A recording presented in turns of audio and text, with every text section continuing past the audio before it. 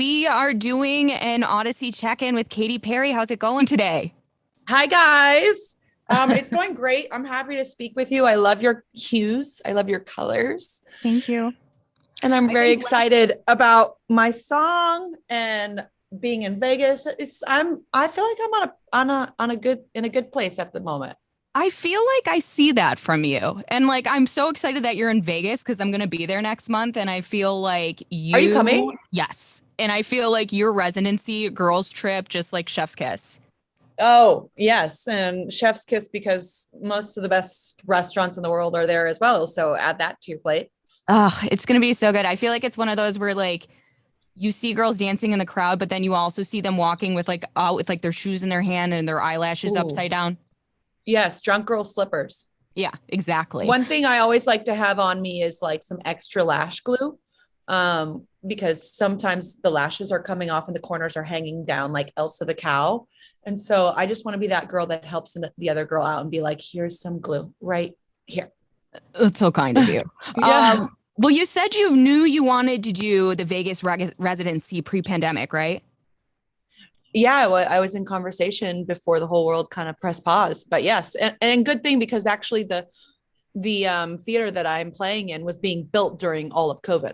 What was like kind of the first thing you put on maybe like the vision board or idea that you had for this whole play universe?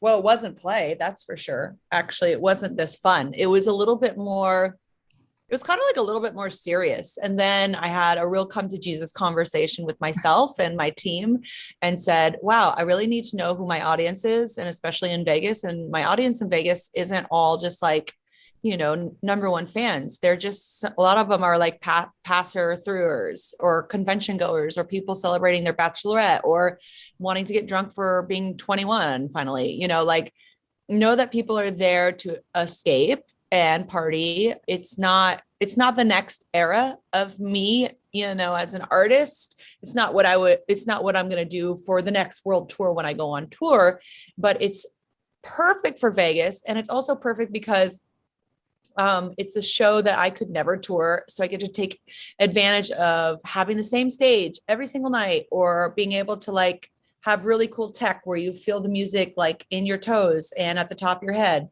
And I also get to be really close to people. Like it's only almost a 5,000 seater theater. Oh, that's And awesome. yeah, you're looking at my pores. You're you literally know if I have flossed that day or not. Yeah, we could see the lashes in the corner. Exactly. Well, It's great. is it a little easier being in one spot, like for your well-being, as opposed to having to be somewhere different every night? Yeah, although I'm pretty used to just being on the go and living on the road because I've done it so many times and toured the world like so many times over. But that's got its own unique challenges and payoffs. And so does Vegas. I mean, you really have to, I was telling people, my team when we were there and when we were first starting on, it's Vegas is like more is more. It's definitely an excess city. It's like where you go to make your buck, you know, be worth more than it is, and just to like really indulge and have a little escapism. So I was grateful that I was heading there at as a 37-year-old adult, with a family and a partner and a child, and not as like a 24-year-old rager, you know. And so we do Vegas right. It's like, our wellness center, and make sure that the show is just like ready every single night for all those people that do want to rage. We are the entertainment, and we know that. Yeah. Do you have a night that you've done so far that maybe has been the most memorable? Well, your opening night is always the most fun. But it's whenever my friends come out to see me, because I am one of those worker bees that doesn't really talk about everything I'm doing, and I just like do it. And then They see it. yeah, all of my close friends like forget that I have a job as well. Sure. They go and they're like, what? How? And so it's fun to be able to kind of like floss like that, or flex. And when my family comes out, when my nieces come out, it's great. It's great. And, strangely, serendipitously, I have a lot of family lineage from of them working in Vegas. Like my aunt was a top showgirl, and Oh, that's grandma so was cool. my grandma was a seamstress for the showgirls, and my dad was a chauffeur. Oh, wow. And the very like, Twilight Zone part of it is that my aunt and my grandma worked for the casino called the Stardust Hotel, which was the hotel that was on the same grounds as Resort World was built. So that hotel got pulled down and Resort Worlds went up. And it was like, wow, 40 years later, I'm gonna be there doing, and that at this particular hotel. I mean, there's like dozens and dozens of hotels in Vegas, but somehow I believe in the simulation now. That is wild. Wow. pretty Have pretty you known, cool. yeah, have you known you wanted to do something in Vegas, like, from even the beginning of your career because of your family lineage doing it? Well, I don't know if it was my family that influenced the idea, but I think it's a rite of passage for all artists. And Yeah, it's cool. especially lately, a lot of artists have decided, oh, this is a really fun way to play for the fans and to access, a whole new group of toys in the toy box that you can't do when you're touring. Because I don't think there's a big enough truck out there that will fit a 30-foot toilet. Yeah, probably not. I'm not sure. Have you personally had the chance to catch any other shows while you're out there, or do you have any like on your list that you want to see? I used to fly out and just go to shows. I saw Gaga's show.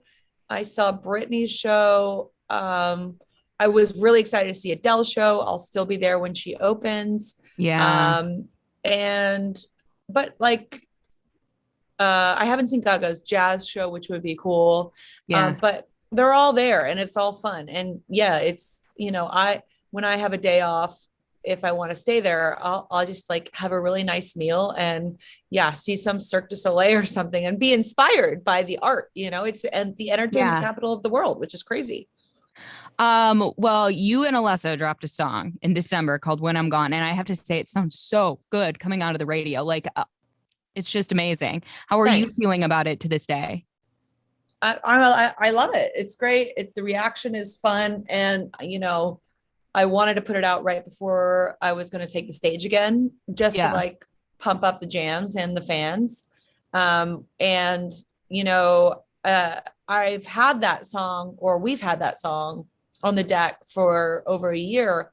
And I'm really a feelings based person. And like, if I get the sensation every time I listen to something and it evokes like a physical feeling, I'm like, okay, great. Well, let's still put it out. This is hopefully going to, translate and people will like it. And it's just like, it's a little bit of an escapist, fun, sexy song, which I don't do a whole lot of.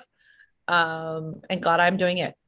How did this start between the two of you? Was it your idea for this song first to work with him, or him coming to you? Him coming to me, he had most of it done already. And he just said, hey, I have this really cool, skeleton of a song. And I heard it and I was, my rule of thumb is like, well, not my rule of thumb, but I write everything. And then sometimes, someone will send me a part of a song that's already done, or an idea, or, a beat. And I'll be like, yeah, let's go for that, because that's an amazing, best song wins. And so I thought this one was really cool. And it's just fun to step into other people's worlds, like Alesso's world, like a dance DJ world every once in a while. Yeah, definitely. And the music video is stunning. I noticed that the dog in it has the same name tag as your dog, right? Yes. Is there any little other hidden gems in there that we didn't see, or that people haven't caught on to? Well, it's kind of like this song didn't have like a real story to it, but it's just the vibe is a little bit like one of my favorite television shows, which is Black Mirror, Yeah. which I hope they continue to make, even though we feel like we're already living in it. But it was a kind of a futuristic. I always wanted to like, for some reason, I had this idea in my head of like dancing down the halls of a data bank of servers. I don't know why that seemed cool or sexy to me, but I definitely think like the coldness of tech and like, making it have like a sexy, sleek appeal, was really fun as well. And Hannah Lux Davis was the director, and she's just so All her great. stuff is like gorgeous. Well, she just knows how a woman wants to be seen and felt. And so she knows how to present me in a way, and really understood my vision. And it was great. You have always been super open about your mental health. How has becoming a mom changed the way you approach work and how you're doing things nowadays? Well, yes, the brain is an organ too. But I think that what having a family has really given me is this unconditional love that I've always been searching for. And it allows me to take the reins on my happiness and, be the controller of that, instead of like, letting the outside world depict if I'm going to be happy or not, day in, day out. And so it's beautiful. And I would say, and like all of my friends that are my peers in the music world, I'm a mom pusher. I'm like, you really don't need to miss this opportunity. You definitely don't miss it. Like, don't just be career focused for the rest of your life. Like, this is a beautiful gift. It just like opens and expands your heart in such incredible ways.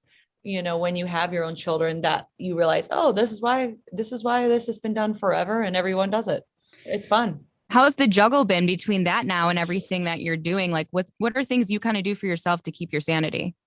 Well, the juggle's okay. I mean, there's mom guilt, I think, for everyone. It's a real thing that, like, I think moms talk about all the time, especially working moms and matriarchs. And so I think that if everyone's happy, if I'm happy, she's happy. And if she's happy, I'm happy.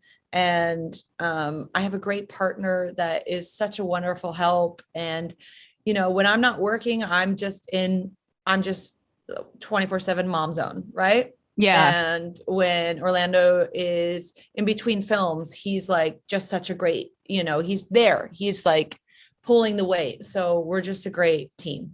Well, thank you so much for taking the time to talk to us. It's been an Audacy check-in with Katy Perry, and I can't wait to see you in a few weeks. Thanks. We'll see you in Vegas. Bye. Yay.